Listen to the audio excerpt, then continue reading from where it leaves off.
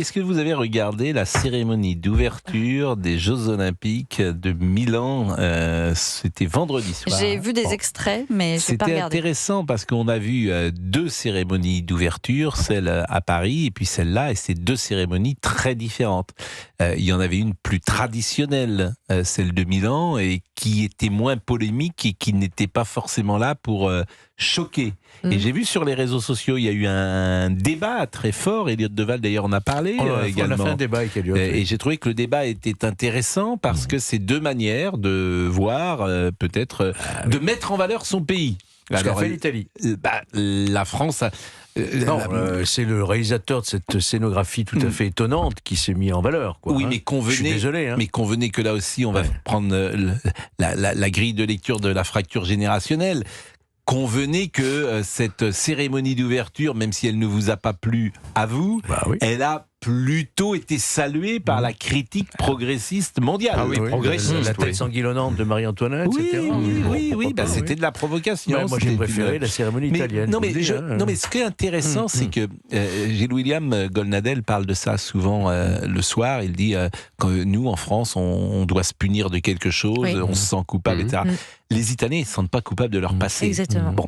Et il y a tout, en fait. Tout fait sens, comme disent les uns et les autres.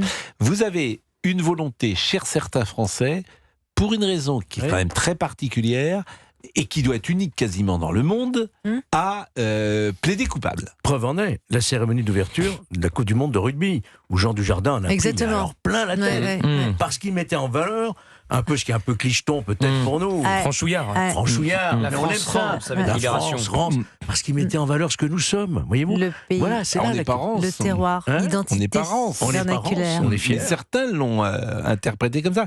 Et les Italiens n'ont pas ce rapport, comme les Américains non plus. Ils n'ont pas. Nous avons un rapport à notre passé qui est un rapport de culpabilité. Manifestement, les Italiens, alors ils n'ont pas non plus la même histoire, les Italiens.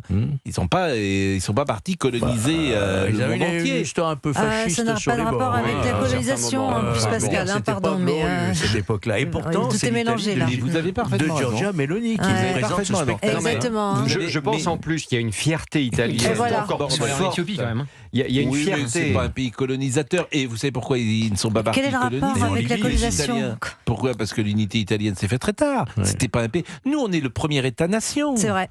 Donc les Italiens, ils ont un siècle. Oui, Garibaldi. Oui, un siècle et demi, comme les Allemands. Donc nous, on est... On a colonisé, en même temps ça a eu du bon aussi. C'est un peu différent aussi. Parce que l'Algérie, pardon, mais l'Algérie sans la France, il n'y aurait pas l'Algérie. Non, écoutez, c'est la réalité. Non, s'il vous plaît. Bah oui, pardon, c'est la réalité. Il n'y a Faut pas avoir peur de le dire, c'est une réalité. Bon, mais pour revenir sur Christophe, l'Italie... pardonnez-moi, là-dessus, il faut être très clair. Convenons que le principe même de la colonie, il faut l'écarter. Tout à fait. Voilà, on est d'accord là-dessus. C'est l'histoire, c'est comme ça. Donc on a changé le cours historique de certaines nations, qui n'étaient pas des nations d'ailleurs, l'Algérie n'existait pas, c'est ce que je vous de dis. certaines régions du monde. C'est ce que je vous dis. J'entends bien, mais on a changé le cours au nom de l'évangélisation, que sais-je, etc. Et je ne suis pas sûr qu'à l'arrivée... On n'a pas évangélisé l'Algérie. Non, ça, on n'a pas... On a respecté les coutumes et les religions de... En tout cas, c'était la mission de la gauche au départ, la mission civilisatrice de Charles X. Mais bon, peu importe, on va pas rentrer C'était l'esprit au départ. Mais pour faire fuir les barbaresques des côtes d'Algérie. C'est un autre sujet. Ça, c'est un autre sujet. Je voudrais dire quelque chose pour terminer, si je peux, sur l'Italie. L'Italie, aujourd'hui, économiquement, va bien, et mieux que la France. Et je pense que l'Italie est fière d'elle-même aujourd'hui, et ça s'est ressenti dans cette cérémonie d'ouverture. Franchement, ça s'est ressenti. Laura Pausini. C'était beau, moi. C'était magnifique. C'était magnifique. Et il y avait une certaine solennité, élégance, ferveur. Voilà. C'était pas vulgaire. Simplement, en blasphème. Sabrina Medjaber, s'il vous plaît. Quand vous avez un président de la République française qui vous explique en début de mandat, il n'y a pas deux cultures françaises, mais il y a des cultures en France.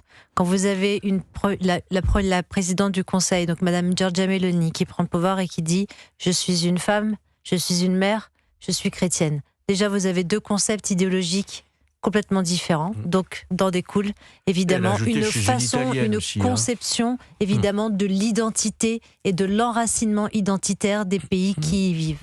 Et oui. 17h08. Ça Europe 1.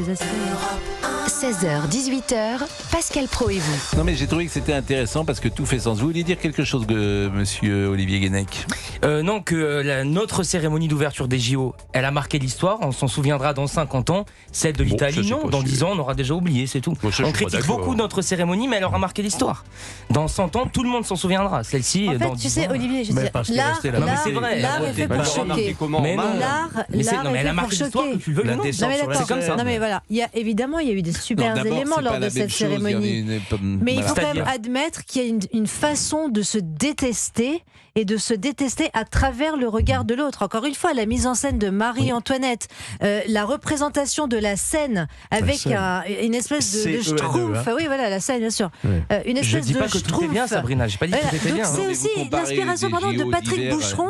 Si tu lis son histoire de la colonisation, un pavé de 800 pages, tu comprends aussi qu'il y a une élite qui est clairement francophone et qui fait tout pour salir la mémoire commune. Bien sûr. Bon, en tout cas, on ne peut pas non plus comparer JO d'hiver et JO d'été et Paris et Milan, le stade de San Siro. Il y a quelque chose de plus prestigieux en France, de plus attendu, parce que c'était les JO d'été avec effectivement des moments contrastés. Et on a pris plus de risques quand même, on s'en souviendra. Oui, alors la prise... C'est un show. C'est marrant ce que vous dites. En fait, c'est marrant ce que vous dites parce que je pense que c'est le contraire. On a pris le progressisme, c'est aucun risque. Parce que précisément, tout le monde va applaudir.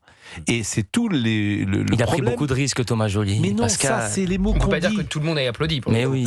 Non, mais c'est les mots qu'on dit dans la sphère des progressistes. Il a pris des risques.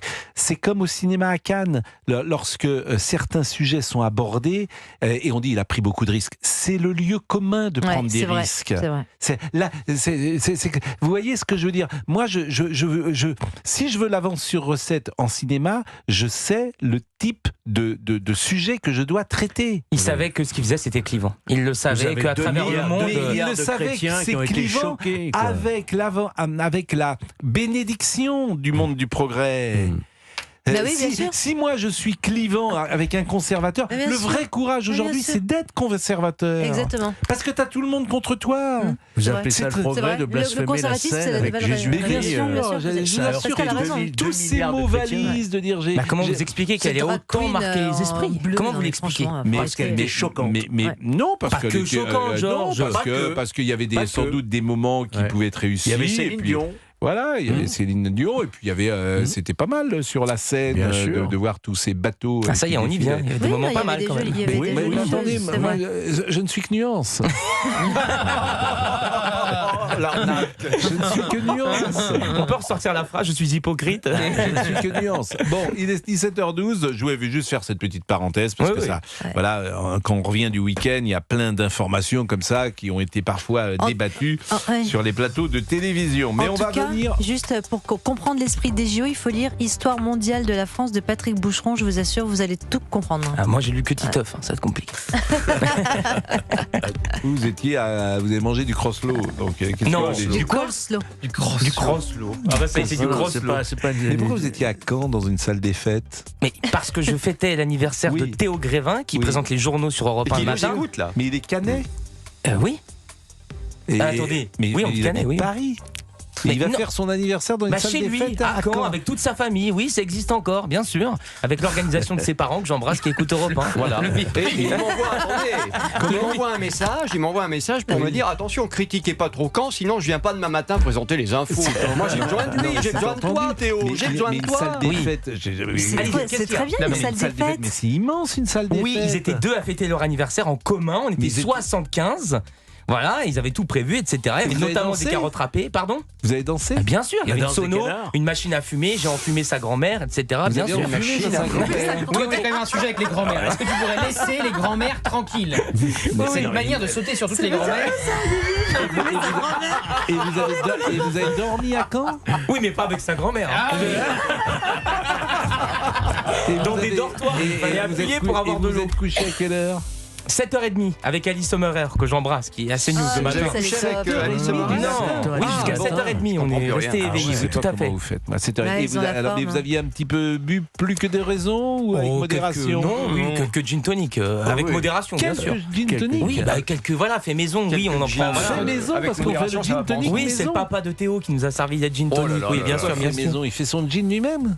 Ah bah il les a fait lui-même, je sais pas s'il fait son gin lui-même. On peut faire son gin tonic. Non, écoutez, il préparait des gin tonic lui-même. C'est tout. Il était barman. Ah, son père est barman? Non, ce soir-là, il était barman. Entre 20h et 7h, tu bois pas avec modération, c'est impossible. Oh, oui. Entre 20h et 7h30, vous êtes allé dormir? Oui, à 7h30, je suis allé dormir. Vous avez dormi où? Dans un dortoir, on était 35. Non. Si, j'ai dormi à côté d'un couple, bien sûr. Oh mon Dieu. Là, j'aurais dû venir.